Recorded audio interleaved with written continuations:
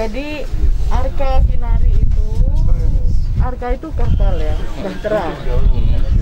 Terus Kinari itu sosok dari mitologi Hindu. Dia malaikat pemain musik di kayangan dan juga penjaga pohon kehidupan. Jadi namanya makanya Arka Kinari. Makanya di sini tuh Kinari tuh dia selalu berbentuk manusia setengah burung. Makanya dia di sini manusia dan di sini badannya burung. Jadi ini namanya Mbak Kinari. Mbak Kinari.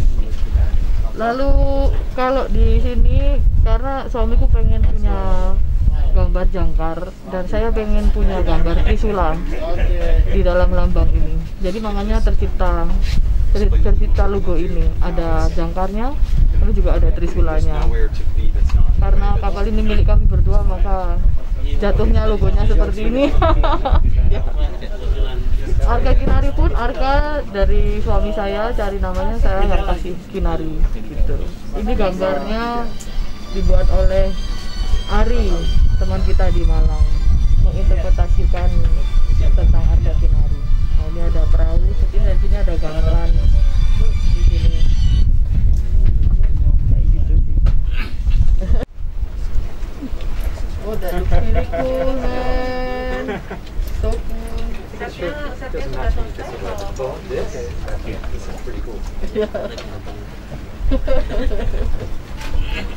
Keren.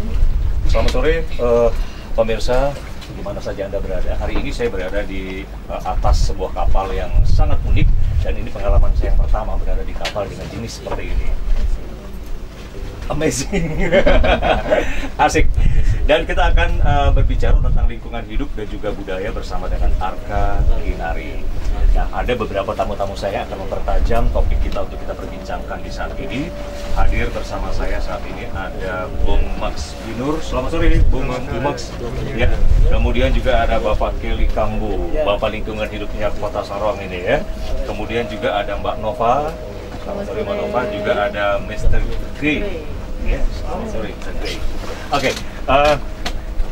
Kalau berbicara tentang lingkungan hidup, kemudian juga budaya, ini memang tidak bisa dipisahkan. Apalagi kalau kita masuk sampai ke tanah Papua, kental sekali budayanya di dalam.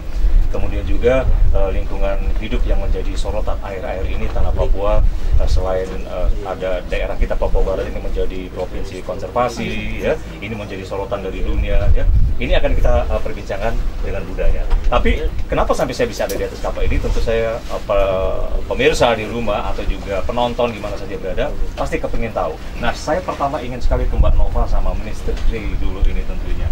Ini kapal Arka Kinari ini boleh diceritain lah kisahnya, kenapa harus memilih kapal seperti ini, kemudian juga misinya apa ini. Oke, boleh Mbak Nova? Boleh. Mulai dari mana ya? Sebetulnya kenapa seperti ini, itu yang penting adalah punya layar, bisa dijalankan dengan layar, lalu bisa memberikan ruangan yang pas untuk kita jadikan sebuah panggung. Dan di seluruh dunia selama 2 tahun itu kami mencari profil yang tepat, yang artinya tidak terlalu besar, tidak terlalu kecil, bisa dihidupi, bisa ada mesinnya kalau ada emergensi, dan juga bisa dijalankan dengan layar. Itu tidak banyak di seluruh dunia.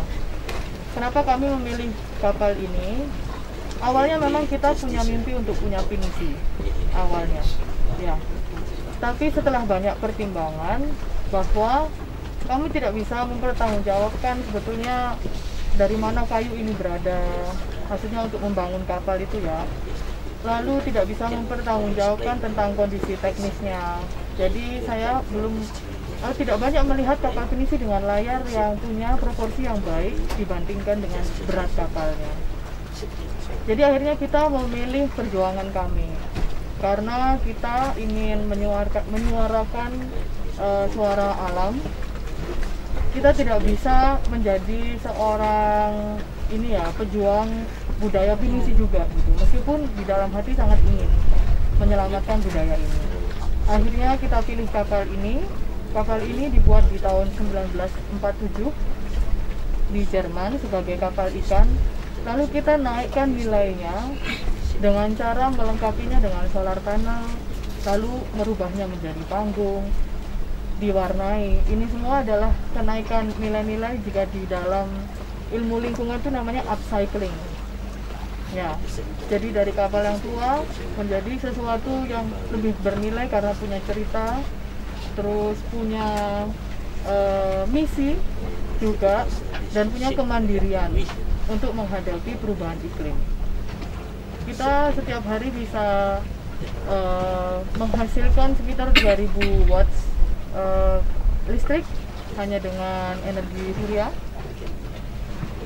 Lalu kita sekarang juga bisa memfilter air laut untuk menjadi air minum. Seperti itu ceritanya. Kenapa kita memilih untuk hidup di laut? Karena sudah terlalu banyak terbang ceritanya sebagai seniman. Dan itu seperti dosa buat kami karena kami sangat cinta dengan lingkungan. Bahwa pesawat itu sangat mempengaruhi kondisi atmosfer bumi ini. Dan karbon yang dikeluarkan itu jauh lebih banyak daripada kereta api, daripada ferry. Jadi kita pilih ini sebagai seperti ini ya, pemutusan karma ya, supaya karmanya berhenti di kehidupan ini. tidak ada dosa yang terlalu banyak. Untuk anak cucu. Untuk anak cucu betul. Gitu ya. Ya. Oke, ini memilih di kapal ini ya. Ya. Oke, dengan segala upaya kerja keras kapal yang tadinya kapal nelayan, Ya. Nilainya diangkat dengan sampai seperti ini keadaannya ya, dengan membawa misi budaya tadi itu ya. Oke. Tujuan dan misi dari Arka Kinari selain tadi sudah dijelaskan sama Pak Nova. Ada lagi nggak Pak? Selain tadi ingin memutus karma untuk anak cucu. Tujuannya memang kalau di seni sendiri kita sendiri sudah secara natural memang selalu melakukan seni ya. Tapi saya secara pribadi cukup kepengen membuktikan yang namanya lagu judulnya Nenek Moyangku Seorang Pelaut itu. Jadi itu katanya atau memang ada di dalam genetik saya gitu kan. Dan jika itu memang ada, alangkah baiknya jika kita bisa memperbaiki sistem maritim di Indonesia. Jadi kan kita pernah dibilang di sebuah buku yang namanya Nusa Jawa bahwa oleh Dennis Lombard kalau nggak salah, itu bilangnya bahwa laut yang sepertinya memisahkan itu seharusnya menyatukan ya. Itu sudah jelas sekali. Makanya kita kenapa terputus komunikasi dengan Papua, dengan saudara-saudara di sini. Ini karena sistem maritimnya yang kurang baik. Jadi sedikit banyak dengan proyek ini saya kembali menyisir nih, sebetulnya sih masalahnya di mana sih. Kalau memang di daerah saya ada nenek moyangku seorang pelaut itu ya, dan saya yakin ada karena saya dari Rotterdam ke sini saya join di beberapa perjalanannya mengarungi lautan. Jadi saya yakin ada dan memang harus dibetulin nih maritim di Indonesia ini kayak gitu. Ini untuk krunya sendiri di atas kapal ini apakah berganti-ganti atau memang tetap kru ini Mbak Nova dan teman-teman? Ada yang sudah ikut sejak Rotterdam. Ini kru ini teman-teman kami sendiri. Jadi mereka sifatnya sukarelawan semua. Ya. Tapi ada juga yang berganti. Yang tetap sampai dari Rotterdam dan Perancis itu ada kapten kami, Ben, dan juga teknisi kami, Claire. Dua itu tetap dari dulu. Ya, sudah hampir setahun mereka ikut kami. Kalau Ben sudah setahun lebih. Oke. Mr. Gray, ini untuk yang beberapa kali datang di Sorong, masuk di Papua, khususnya di kota Sorong. This is my first time in Papua and in Sorong. Pertama kali Papua dan Sorong. But I don't know how many times I'm in Indonesia. 10, 15 times? Ya, tidak tahu berapa lama. Every year I come here. Iya, saya lewat tapi dia tidak ingat berapa tahun. Tidak ingat Dia berapa kali. sering melintas. Ya. Sering melintas ya. Oke. And actually it's kind of a dream of Nova and me to know the rest of Indonesia because we know the world so well. We've maybe been to Japan 10 times. Maybe we've been to New Zealand and Australia and Russia and Germany and United States and Latin America. But actually there's so much that we still don't know about Nova's home country. That one of the main we have many goals on this project, but one of the goal number 10 or 20 on the list is maybe just knowing all the beauty and amazing culture still out here. Ya, dia melintas ke beberapa negara sering dan Sering ya. ya itu Tapi untuk mereka Sorong tidak ini menetap di beberapa baru yang ini. pertama kali Ya, ini ya. untuk Sorong. The first one. Tapi Sorong ya. Maksudnya mungkin kalau bisa menambahkan, maksud Grey itu kita lebih mengenal luar negeri daripada Indonesia, dan sekarang saatnya kami lebih mengenal budaya di Indonesia. Mr. Grey ada di dalam tim Arka Kirana ini tentunya. Pertama kali sampai di sini, apa yang Mr. Grey lihat dan apa yang menjadi ambisi yang bisa Mr. Grey buat lewat misi di atas kapal Arka ini? This is an unusual time to arrive anywhere because of COVID. So it's a really unusual circumstance, and everything is quiet, everything is transformed, the whole world is turned upside down. But even despite all these problems, I feel like our reception in Sorong has been very good. Sebetulnya ini kondisi yang tidak biasa untuk semua orang ya di Indonesia. Namun di balik semua kondisi yang tidak biasa tersebut, dia merasakan bahwa penerimaan di Sorong ini sangat baik, meskipun dengan banyak sekali protokoler COVID-19 ini ya, dan perasaan yang ketidakamanan ya, ketakutan kan, misalnya ada kapal datang selalunya kan siapa ini dari luar negeri, tapi di sini dia mendapatkan sambutan yang baik. Mbak Nova, ini saya tadi sempat dengar juga kalau ternyata ada misi rempah-rempah. Boleh sedikit disentil, ini rempah-rempah. Di benak saya begitu bilang rempah-rempah, zamannya Portugis, Belanda melintasi daerah-daerah kaya Indonesia, bisa sampai di sini. Apakah ini juga misi napak tilasnya Arka? Jadi untuk jalur rempah sendiri, jalur rempah kan ada karena kolonialisme ya. Saya jujur ketika berangkat dari Rotterdam dengan kapal ini berbendera Belanda dan diantarkan oleh kapten Belanda, itu saya seperti diantarkan pulang ke Indonesia.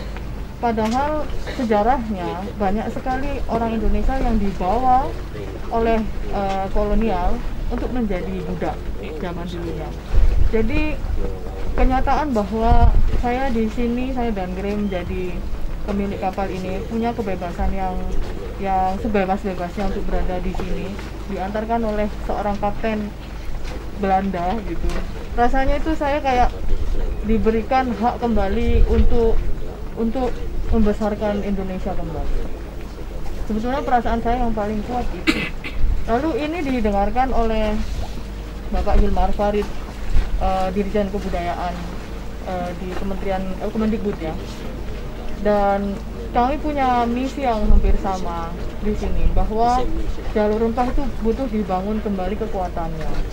Maka Arka Kinari dan Kemendikbud mulai untuk melakukan kerjasama di sebuah program yang namanya Jalur Rempah. Dan rute-rute jalur rempah tersebut ini kami tentukan bersama untuk disisir bagaimana caranya untuk membangun kembali kekuatan rempah-rempah di Indonesia. Jadi jalur rempah tersebut tidak hanya menimbulkan sesuatu yang negatif seperti penjajahannya, tapi ada hal baik di situ. Itu adalah pertukaran budaya yang kami bawa lewat kapal ini. Hasil dari jalur rempah sejarahnya yang sepanjang itu menimbulkan pertukaran budaya yang luar biasa di pesisir Indonesia. Dan yang kami lebih tekankan adalah itu, bahwa ada semacam sesuatu yang sangat baik yang keluar dari rute yang sudah ditemukan selama beratus-ratus tahun. Sudah melintasi daerah rempah mana ini, Pak? Kita kan masih mulai dari sini langsung kan? Start Sorong nih. Ya. Dari sini kami ke Misol. Setelah dari Misol kami ke Banda Neira. Dari Banda Neira kami ke Selayar, lalu ke Makassar. Setelah dari Makassar kami ke Lombok, lalu ke Bali. Ya. Memang daerah-daerah di tanah air yang menggiurkan sehingga bisa menjadi magnet datangnya bangsa Belanda kalau itu ya, Portugis ya. Betul. Dan kita tunggu sepak terjang Mbak Nova dengan Mr. Gray dan teman-teman di kapal ini yang terus bisa Unik. ada pertukaran budaya nanti di situ ya. Oke, kita akan berbicara nanti dari sisi pemerintah, ada Bung Kelly, juga anak-anak muda yang peduli dengan budaya di Papua. Tapi kita dengarkan dulu nih tarikan vokal anak-anak Papua juga dengan satu lagunya untuk kita semua. Boleh kita nikmati? Oke.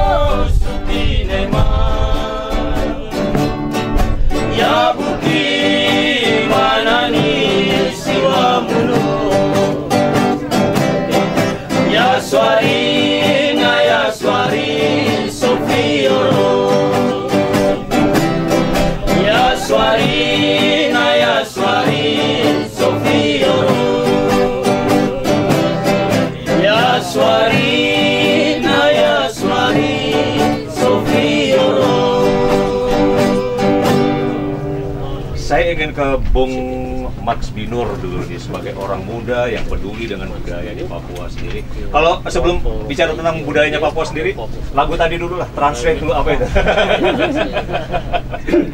Apa arti lagu tadi? Jadi kalau lagu tadi itu menceritakan tentang sekarang senja, jadi matahari semakin turun dan di balik matahari ada awan-awan yang memancarkan cahaya yang cemerlang dan juga keemasan di atas permukaan air dan mengisahkan tentang bagaimana kita mengingat kembali ke kampung halaman kita. Oke, berarti cocok sekali dengan suasana kita saat ini ya? Iya. Bung Mas ya? Jadi ada unsur alamnya di situ, mencintai alam, mencintai kampung halaman, semua ada di situ. Oke, Bung Mas, ini prihatinkah budaya kita yang ada di Papua ini sampai artinya saya mau bilang ada banyak hal lain yang bisa Bung Max lihat. Kenapa harus sisi budaya yang harus? Kalau prihatinnya tetap kita prihatin, karena kita tidak lagi hidup pada zaman dulu, di mana dulu itu orang tua kita itu begitu arif bijaksana dalam mewariskan budaya itu. Kalau sekarang ini sudah perubahannya sangat luar biasa sekali, teknologi semakin maju, banyak unsur-unsur budaya luar yang masuk ke masyarakat, sehingga penting untuk bagaimana membangun kesadaran masyarakat kita semua untuk bagaimana menjaga dan memajukan budaya daerah itu. Dan itu tugas bersama kita, bukan saja orang tua atau pemilik dan pewaris budaya itu sendiri ya. Ini tugas bersama kita semua sebagai manusia untuk bagaimana memajukan suatu kebudayaan, baik itu di salah satu suku bangsa ataupun secara umum. Jadi menurut saya saat ini kita harus semua bergerak bersama-sama. Oke. Untuk kita yang ada di Papua, kita sudah ada di level yang mana nih, stadium mana nih? Sampai tadi katanya kemajuan dunia sedikit menggeserkan anak-anak muda kita untuk bangga pada budaya kita. Kalau untuk kita di Papua, sederhana saja, kita bisa ambil contoh kecenderungan anak-anak muda sekarang tuh lebih senang musik hip hop dibanding mereka senang lagu-lagu tradisional yang tadi, terus atau menari gaya samba yang macam-macam, lebih cenderung ke situ dan meninggalkan gerakan-gerakan atau tari-tari tradisional Yospan dan lain sebagainya. Nah, ini pergeserannya sudah semakin besar. Nah, jadi kalau kita tidak bisa ikut serta untuk dalam menjaga dan melindungi serta memperjuangkan budaya lokal ini untuk bisa bersinergi dengan budaya baru ini, itu agak susah untuk, terutama generasi muda sekarang. Nah, itu tantangan besar buat kita semua, bukan saja kita sebagai yang mencintai budaya dan pekerja budaya saja, tapi kita semua harus terlibat aktif di situ untuk menjaga kebudayaan ini tetap harus dinamis dan terus berkembang untuk bagaimana membangun hubungan yang lebih harmonis. Oke, Bu Max dengan Belantara Papuanya pasti kan sudah lihat ya, mulai dari Merauke sampai ke Sorong, mungkin dari Biak juga sampai ke Timika, mungkin lihat anak-anak muda kita memang sudah suka dengan yang modern-modern seperti itu ya, sampai meninggalkan sedikit. Apa upaya dari Belantara Papua ini untuk bisa kembali? Kalau secara khusus kita di Sorong, bentuk upaya yang kita lakukan adalah mendidik adik-adik seperti yang tadi ini, menyanyi ini, mendidik mereka untuk mengukir, melukis, menari, menyanyi. Tapi juga bukan saja itu, kita juga ajak mereka ke kampung atau menyuruh mereka ke kampung untuk melakukan dokumentasi lagu-lagu tradisional yang ada di kampung-kampung, tari-tari tradisional yang kemudian kita latih bersama lagi untuk itu. Nah, yang lain juga itu adalah kita membantu memfasilitasi adik-adik yang mau membentuk sanggar-sanggar seni, baik itu di Kota Sorong, Kabupaten Sorong, Tambrau, Raja Ampat. Jadi gerakan membangun kemajuan kebudayaannya kita mulai juga dari sanggar-sanggar seni ini sebagai media belajar untuk anak-anak muda itu. Dan menurut saya itu efektif. Tinggal bagaimana kita pendampingan untuk sanggar-sanggar itu untuk terus berkembang sejalan dengan perkembangan. Bu Mas menemukan kendala? Kalau kendala sih banyak. Banyak ya? Ya, artinya kita perlu terus mendampingi mereka untuk membangun kesadaran bersama untuk mencintai budaya. Karena anak-anak muda sekarang kan hidup dalam proses transisi, sehingga penting untuk kita terus mendampingi dan memberikan pengetahuan yang baru, yang lama juga untuk mereka terus aktif bersama-sama untuk bagaimana kita kemajuan kebudayaan ini. Oke. Akhirnya kita juga semua berada di dalam pandemi seperti ini. Semangat dalam dada untuk terus budaya Papua kita tanamkan buat anak-anak muda kita. Sempatkah juga jadi pandemi yang harus bergerak lamban, atau Bu Max sama teman-teman di Belantara Papua punya trik khusus untuk bisa terus melaju? Trik kita sederhana saja. Jadi anak-anak yang biasa datang berkumpul di kita latih mereka. Tugas untuk melatih selanjutnya adalah mereka juga melatih yang lain-lain, adik-adik dia atau di mana saja dia tinggal. Jadi kalau dia datang dari kampung, katakanlah dia datang dari kampung di salah satu di Makbon atau, maka pada saat dia pulang ke sana, kampung di Mabon atau Malongkarta, dia juga mendidik adik-adik dia lagi. Jadi bukan lagi kita yang datang pergi ke sana, tapi dia memulai itu juga. Jadi proses transformasinya di dalam posisi. Dalam situasi sekarang, pasca COVID ini, kita lebih cenderung ke berkomunikasi lewat WA group atau messenger untuk menyampaikan pesan-pesan, terus berkarya di situ untuk adik-adik yang ada di kita punya grup.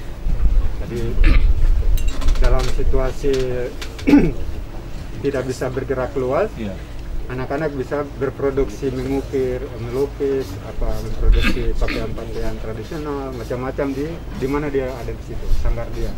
Nanti tinggal kita bantu promosi hasil-hasil karya dia ke siapa yang mau untuk membeli atau siapa yang ikut mau promosi lagi. Jadi dalam situasi COVID seperti sekarang, model itu kita lakukan. Oke, saya coba ke Pak Kelly Kambu, ini Bapak Lingkungan Hidupnya Kota Sorong.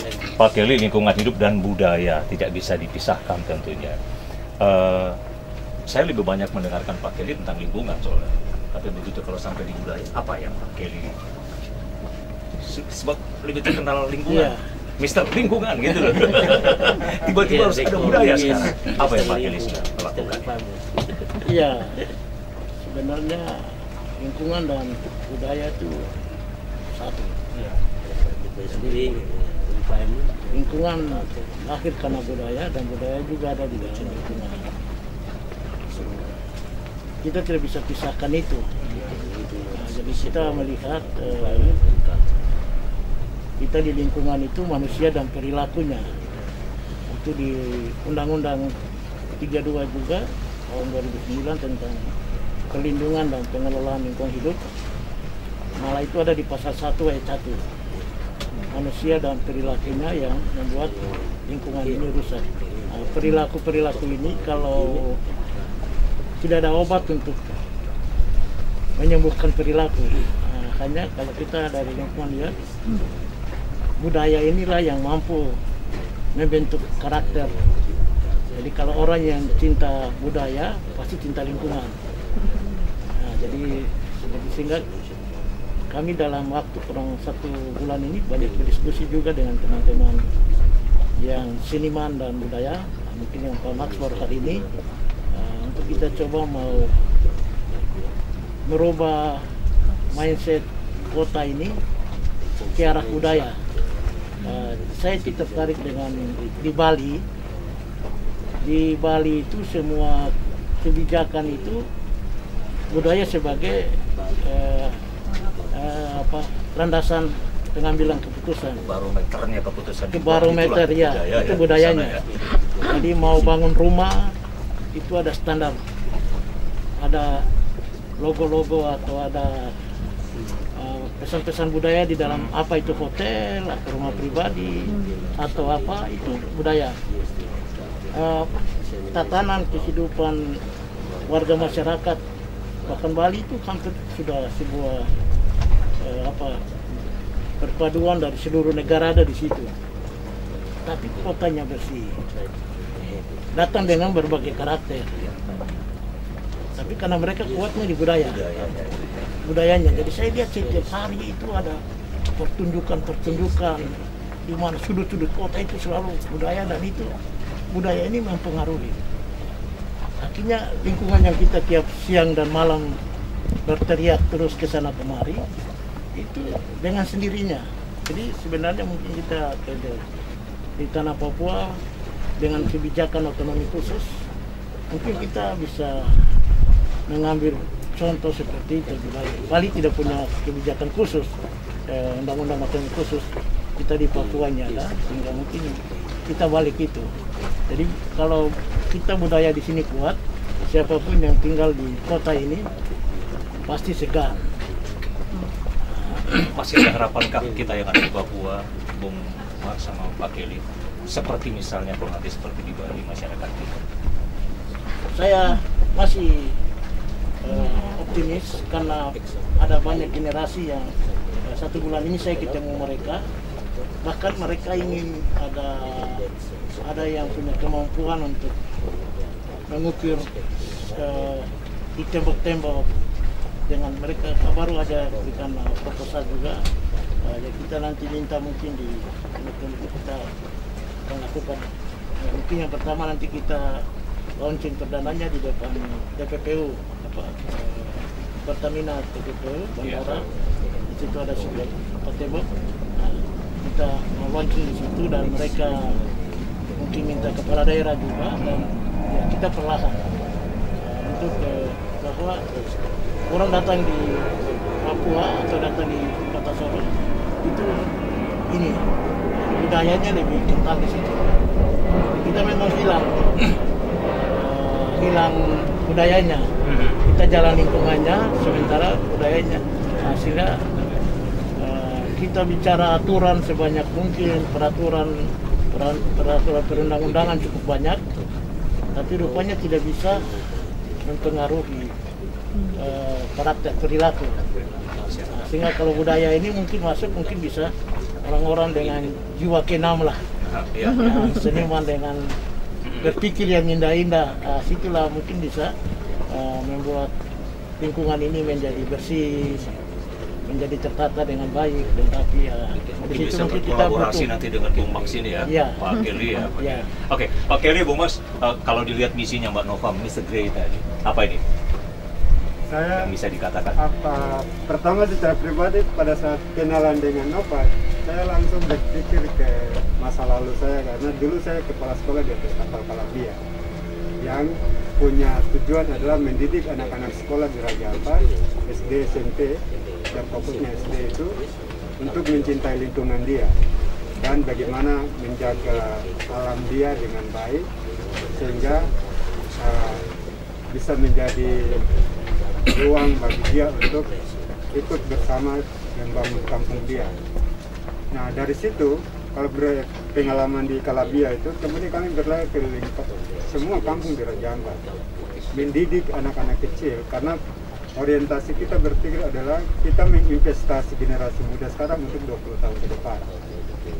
Pada saat mereka sudah punya kesadaran lingkungan, pada saat nanti mereka sudah umur 20 tahun, mereka yang akan memperjuangkan Raja Ampat menjadi satu ikon bersama untuk tetap menjaga lingkungan mereka. Nah itu satu yang kemudian membuat saya pada saat kenal dengan Ibu Nova, terus ini ternyata misinya sama. Alka Kinari dengan dulu model saya di Calabria ini sama nih modelnya. Cuma kalau kita Calabria kita hanya fokus di Raja Ampat dulu, tapi Alka Kinari bisa keliling dunia. Sehingga kemudian saya pikir, wah, dan tadi Pak Kelly bilang ini bisa, misalnya kalau macam gubernur kita Papua Barat Bau, gubernur juga bisa menyiapkan satu sarana seperti begini, terus menyisir dari Wasior sana sampai di Kaimana dengan program yang sama, tapi fokus ke Papua Barat, karena wilayah-wilayah pesisir ini kan sulit untuk akses transportasi, informasi, sehingga penting juga proses edukasi lingkungan, kemajuan kebudayaan di pesisir harus ditingkatkan juga di dalam kesadaran masyarakat. Jadi pada saat ketemu Nova, pada saat datang di sini, oh ternyata ini kita punya mimpi dan visi yang sama.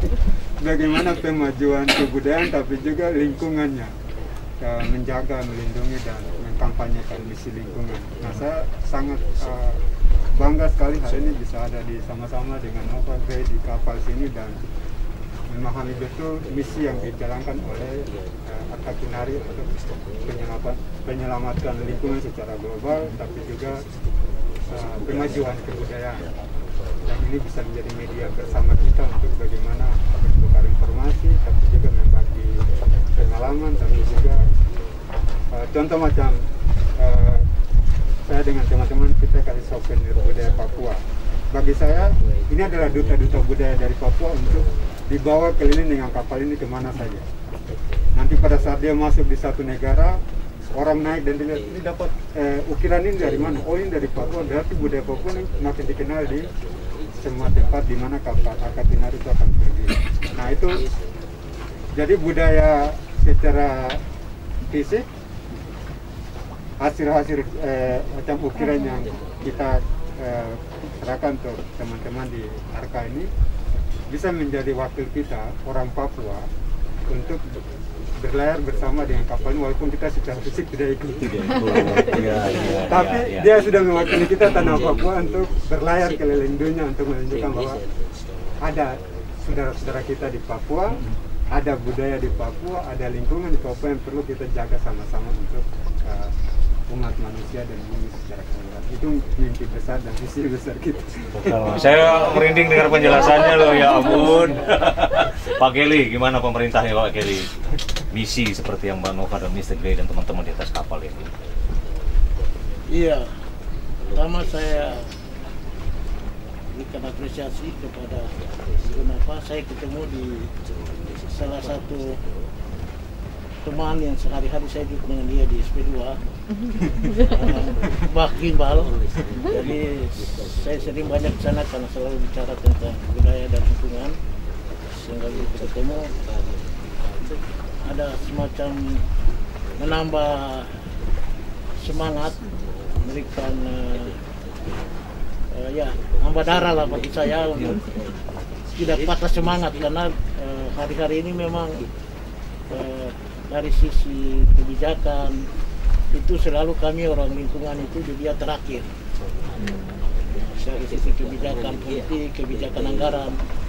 Nah, nanti kalau sudah terjadi masalah-masalah lingkungan, malah kami orang lingkungan pertama yang disalahkan. Jadi lempar. Jadi di situ dilema, sehingga dengan kita sekarang mau ingin rubah konsep ini dengan majukan budaya ini sebagai pesan lingkungan. Jadi seniman-seniman budaya-budaya yang ada kita bisa kolaborasi, mungkin dengan pentas-pentas budaya. Di situ mereka pesan-pesan lingkungannya bisa cepat masuk daripada kita setiap hari tinggal bicara seperti ini tidak berubah. Tadi saya datang di pesisir ini juga banyak sampah-sampah botol plastik juga yang banyak di pesisir laut ini. Padahal dari semua pelaku usaha pesisir ini semua kita sudah kumpul, briefing bagaimana bisa menjaga, tapi tetap saja itu ada. Sehingga mungkin dengan kehadiran Ibu Nova seperti ini mungkin bisa menceritakan bahwa mereka mengelilingi seluruh dunia dan bisa lihat antara dunia di sana dengan di sini, dan mereka menyampaikan yang bisa merubah pandangan kita di sini, karena bisa dalam perjalanan 1 tahun di laut hanya untuk menceritakan budaya dan menjaga lingkungan. Nah, jadi itu sangat luar biasa. Oke, Mbak Nova, ini bentuk serta kampanye lingkungan dan budaya dari Arka Dinari sendiri ini seperti apa? Jadi pertunjukan yang kami sebutkan itu adalah pertunjukan audio visual dan semi teatrikal. Jadi layar ini akan berubah menjadi proyeksi video yang akan menjelaskan, memiliki informasi-informasi visual tentang lagu yang kita bawakan juga. Pertunjukan ini berdurasi 1 jam dan menceritakan tentang bagaimana cara untuk bertahan di perubahan iklim yang sangat ekstrim. Nah, ini ada naskahnya, dari A sampai Z ini ada naskahnya. Kalau misalnya penasaran, besok datang saja. Kalau dengan kami sendiri berusaha sekali untuk selalu bersikap baik ya terhadap lingkungan ya. Bahkan di dalam ruangan-ruangan tuh bisa dilihat bahwa masih ingin hidup di antara hijau-hijau gitu. Ada aloe vera, lidah buaya, terus kita juga masih tanam kemangi gitu-gitu. Masih sangat ingin. Meskipun memang laut tidak layak untuk dihidupi oleh manusia, tapi saat ini kita juga sangat bergantung dengan laut ya. Apalagi di masa pandemi ini ya. Kita bergantung banyak loh, bahwa sebuah pertunjukan yang ada di atas kapal itu sangat memungkinkan untuk dilakukan, untuk menjaga jarak, untuk tidak terlalu dekat ya dengan penonton ya. Jadi itu yang kami ingin sampaikan di dalam pertunjukan kita. Besok lihat saja, nanti bisa dilihat ceritanya. Baik. Oke. Kalau untuk Arka Kinari sendiri tentang lingkungan budaya di Papua sendiri, Pak Nova lihatnya seperti apa ini? Tadi penjelasan Bung sudah mengatakan sudah ibarat penyakit udah stadium berapa lah. Budaya anak-anak Papua ternyata udah nggak terlalu tertarik dengan budayanya sendiri, lebih suka yang nge-rap dan itu. Kemudian Pak Kiri sendiri juga mengatakan bahwa pemerintah lebih banyak membuat regulasi tentang lingkungan. Akhirnya setelah bertemu akan diupayakan untuk memasukkan budaya di dalamnya. Kalau Mbak Nova sendiri melihat budayanya Papua seperti apa? Saya sampai sekarang masih disuguhkan oleh teman-teman yang bernyanyi lagu-lagu Papua seperti ini. Dari hari awal-awal saya di sini masih bernyanyi-nyanyi bersama lagu-lagu Papua dan itu cukup menyegarkan buat saya. Tidak bisa melihat terlalu dalam ya, maksudnya tentang apa yang terjadi di sini. Jadi misalnya tadi diberikan informasi seperti itu bahwa anak muda di sini suka hip hop. Sebetulnya saya dulu mudanya juga hip hop banget gitu. Jadi saya tidak bisa mempersalahkan hal itu karena ada keinginan untuk mempelajari kebudayaan lainnya kan. Cuma masih bisa dilihat di antara teman-teman yang sudah menyambut kami bahwa kebudayaan itu masih ada gitu, masih ada harapan. Tapi saya jangan diminta penilaian yang terlalu dalam karena memang belum lama juga di sini. Dan juga tidak bisa dipersalahkan untuk menyukai hip hop. Buktinya sekarang saya seperti ini, dulu juga pernah hip hop. Jadi selalu ada harapan untuk kembali mencintai budayanya sendiri. Proses tetap bergulir. Proses tetap bergulir. Ya. Oke. Sebelum nanti kita mendengarkan harapan-harapan dari tamu-tamu saya saat ini, kalau masih ada satu lagu lagi buat kita, boleh kita dengarkan? Ya. Selain kita akan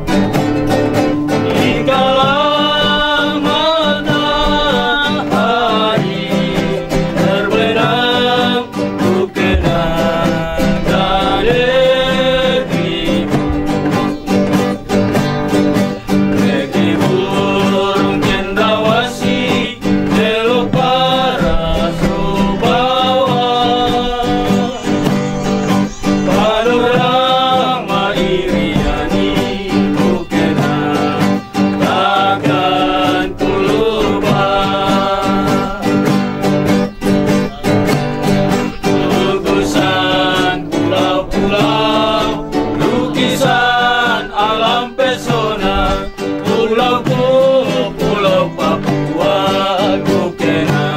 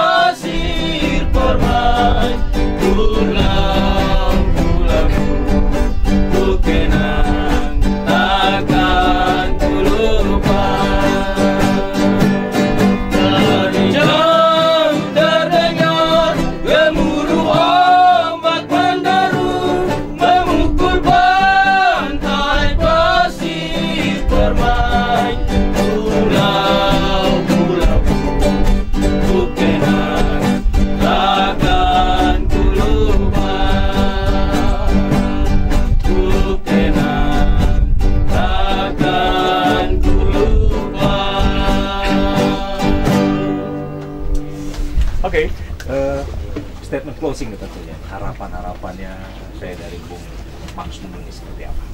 Kalau saya sudah saatnya kita semua bekerja sama.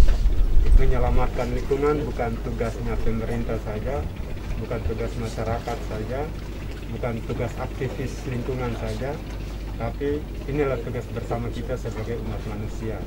Karena bumi ini kita hanya hidup sementara saja. Kita hidup dan mewarisi generasi berikut, sehingga kita harus mewarisi lingkungan yang baik, kebudayaan yang baik untuk anak cucu kita. Dan Arka Kinari salah satu yang bisa kita adopsi apa yang dibuat oleh teman-teman di Arka, dan itu bisa kita adopsi juga untuk kita di Papua ke depan. Terima kasih. Baik, oke. Mr. Gray?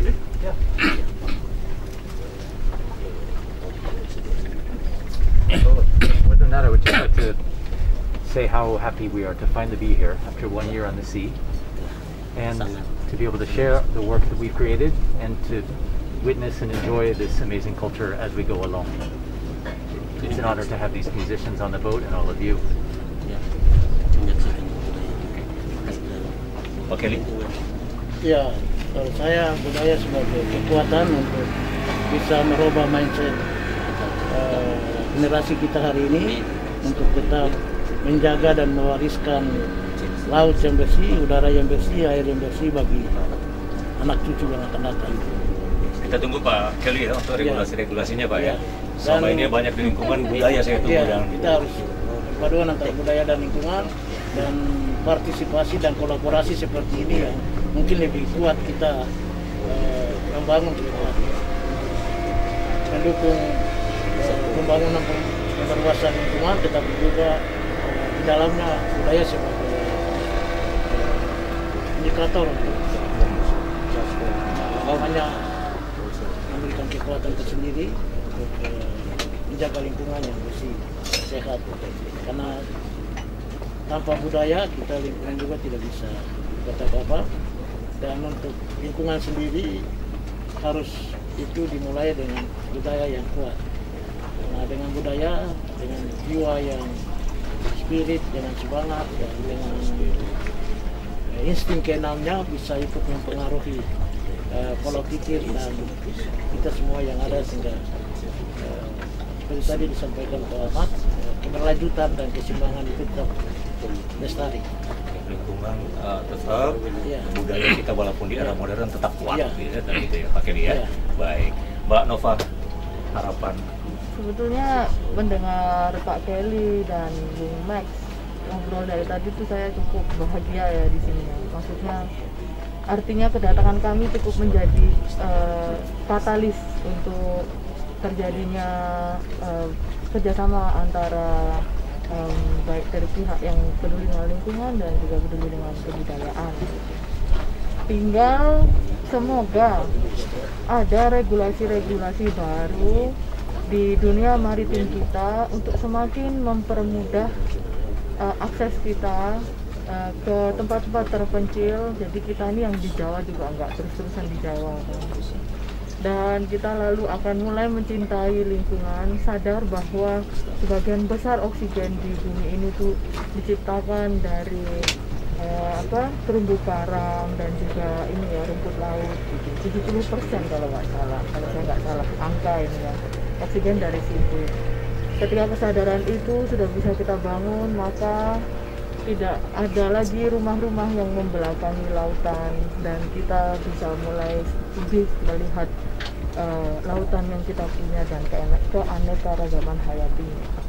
Semoga ya, karena susah loh di sini, tidak ada regulasi untuk kapal pribadi. Jadi sehingga itu menyempitkan kesempatan kita yang muda-muda untuk mengenal lautan. Terus terang itu yang paling butuh diubah di sini. Baik. Ya. Pak Nova, Pak Kelly, Mr. Gray, juga Bung Max, terima kasih untuk obrolan kita tentang lingkungan hidup dan juga budaya bersama teman-teman dari Jayapura juga tentunya dan tim musik kita. Kita akan ketemu lagi dengan kesempatan dengan topik juga yang lain masih tentang Papua tentunya, karena inilah saatnya kita harus bisa mengeksplor Papua dari segala sisi. Kalau sore ini kita eksplor tadi tentang budaya dan lingkungan ya. Sekali lagi terima kasih Mbak juga Pak Rizal. Kita ketemu lagi dalam kesempatan. Selamat sore.